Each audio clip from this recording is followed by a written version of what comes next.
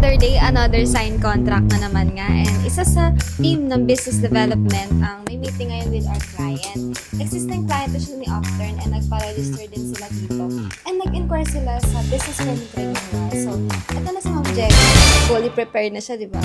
So, Ma'am Jevy. So ngayon, prepare na tayo for our meeting with client para sa business permit renewal and then for signing na rin siya. Let's go!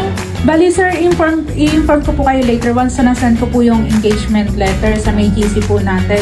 Kung magkano po yung magiging down payment po natin. Di ba po mayroon po tayo sa may engagement letter, mayroon tayong down payment for upon signing po ng engagement letter. Tapos kung magkano din po yung magiging final payment nyo po once na na-complete na po yung processing po natin. Para ma-discuss na rin po ng namin, ng team po namin ng one-time engagement po. Sila Sir Patrick po yung base permit renewal nyo po. Kasi January 12 na po ngayon. Tapos ang deadline po nun before ng January 20. Para po maagad po kaagad yung pag-renew po ng base permit renewal po natin.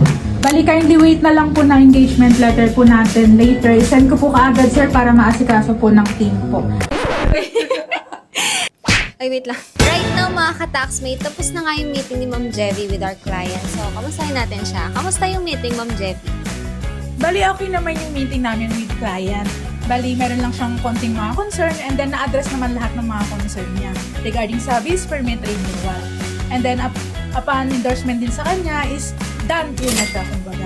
Sign na. Sign contract na rin po siya for the day. At kung isa ka sa business owner na hindi pa nakakapag-renew ng business permit at walang oras para asikasuhin yan, message nyo na kami.